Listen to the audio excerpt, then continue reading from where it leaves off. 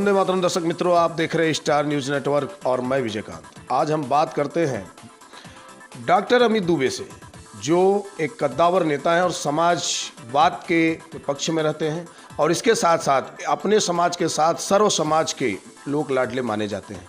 अपने पेशे के प्रति भी वफादार हैं और कहा जाता है कि जो भी इनसे किसी भी प्रकार की मदद इनके पेशे के हिसाब से मांगता है तो ये दिन रात एक करके उसके लिए दौड़ते हैं और उसको अलग से सुविधा उपलब्ध कराने में पूरा का सहयोग करते हैं। तो आइए हम बात करते हैं डॉक्टर अमित दुबे जी से और जानते हैं कि उनकी राजनीतिक और उनके पेशे के बारे में। डॉक्टर साहब, आप अपना परिचय हमारे दर्शकों को देते हुए पूरा नाम और सभी बताएं। मैं डॉक्टर अमित दुबे आम आदमी पार्टी का एक सदस्य हूं और साथ साथ हमारी हॉस्पिटल है अल्थान में, उसको चलाता हूं और रोजी रोज़गार का काम मेरा चलता है। मित्रों, विगत 23 तारीख को हमने आम आदमी पार्टी ज्वाइन किया।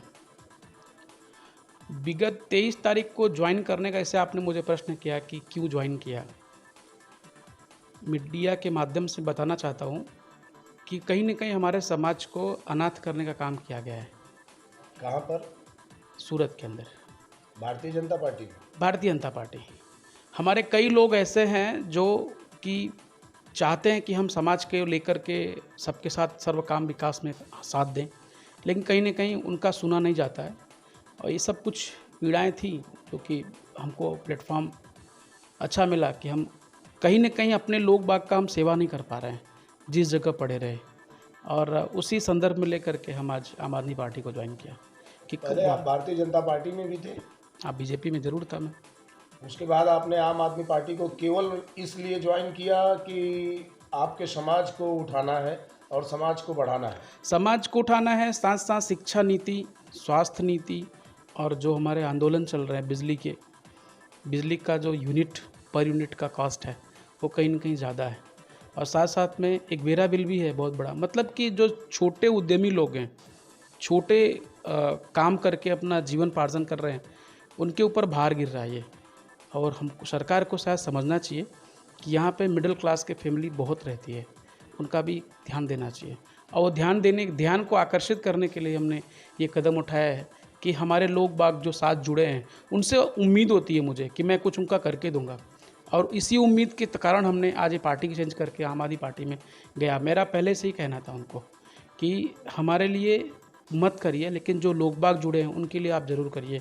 उनको उम्मीदें हैं, एक नई उम्मीद की किरण लेके भारतीय जनता पार्टी के जो छोड़ करके मैं आया हूँ आम आदमी पार्टी में, उसका यही एक किरण है कि लोगों को अच्छा सुविधा तो मुख्य उद्देश्य केवल लाइट बिल वेरा बिल ही है कि और कुछ सुविधाएं देनी है? सर्व सुविधा, सारी सुविधाएं हैं। स्वास्थ्य का भी है, कोविड में आपने देखा है खुद ही।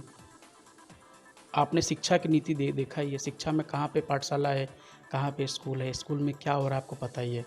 हमारे दिन तक हम लोग बोलते रहते हैं कि स्कूल की जो नीति है उसको बदलिए, आप मॉडलाइजेशन करिए। मॉडल कहने से कुछ नहीं होता है, वहाँ पे शिक्षक होने चाहिए, वहाँ पे बैठने की अच्छी व्यवस्था होनी चाहिए।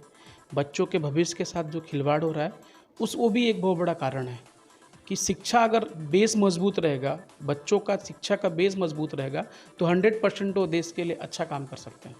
तो क्या आम आदमी पार्टी से आप जब आगे चल करके चुनाव लड़ने के भी कुछ सोच बना रखे हैं? ज़रूर, अगर पार्टी मौका देगी तो चुनाव जरूर लड़ेंगे। बदलाव लाने के लिए कुछ भी करने को तैयार है। अच्छा, एक बात और डॉक्टर साहब हमें ये बताएं, दर्शक भी हमारा जानना चाहता है, जो भी दर्शक हैं ये जरूर आपसे जानना चाहेंगे कि जो जैसे अभी राजस्थान में एक हत्याकांड होती है, सोची समझे साजिश के तौर पर होता है, हालांकि इसे आतंकवाद करार करे रहे हैं इस समय राजनीतिक पार्टी के लोग, और कहीं ना कहीं उसका तार भी जो है और मतलब आतंकवाद से जुड़ा हुआ है।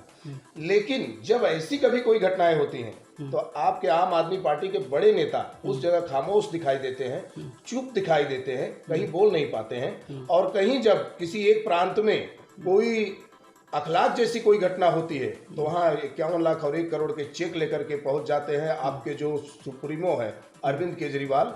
तो ऐसा एक पक्षी क्यों? देखिए, जहाँ तक ये अपराध की बात है, जो उदयपुर में घटना हुई है वो बहुत जघन्य अपराध है। ऐसे अपराधियों को ज़रूर से ज़रूर दोषी करार देके उनको अपराध का कड़े से कड़ी सज़ा मिले, उसका मैं पक्ष लेता हूँ कि सरकार उसके प्रति कड़ी से कड़ी सजा ले, उसको फांसी देनी चाहिए, मैं डिमांड करता हूँ। और रही बात पार्टी की, पार्टी के जिस दिन ये अपराध किया अपराधी आतंकवादियों ने, उस दिन सेकेंड डे अरविंद जी ने इसका खंडन करके अपने ट्वीट माध्यम से बोला हुआ है कि ये एक आपराधिक गतिविधियों में राजस्थान जा रहा है और इसका उन्होंने खंडन किया। ऐसा नहीं होना चाहिए। किसी के फ़ोटो लगाने से, किसी के धर्म के विरुद्ध कोई कार्य, कोई इनको लग रहा है कि हमारे, उन्होंने नूपुर शर्मा का फ़ोटो लगाया, कोई गलत नहीं किया। अगर उनको लगता है कि हिंदुत्ववादी, अगर ऐसा हिंदू के प्रति ऐसा हो रहा है, तो कोई भी किसी धर्म का विरोध कर सकता है। अगर वो कोई अच्छा है, सर्वधर्म समान है, सब में सबका अधिकार है, ऐसा नहीं कि नहीं है अधिकार। तो उसमें जिसने भी किया है बहुत जघन्य अपराध है, उसका मैं विरोध करता हूँ और भविष्य में ऐसा ना हो, सरकार के लिए कोई कदम उठाना चाहिए। और कुछ आप हमारे दर्शकों को संदेश देना चाहेंगे? दर्शकों को मेरा यही संदेश है, सब लोग कंधे से कंधा मिला के चलो, परिवर्तन जरूरी है और परिवर्तन होगा, ये मैं विश्वास दिलाता हूँ आपके माध्यम से कि आने वाला समय सुनहरा है, आम आदमी पार्टी का विजय हो रहा है। जी धन्यवाद।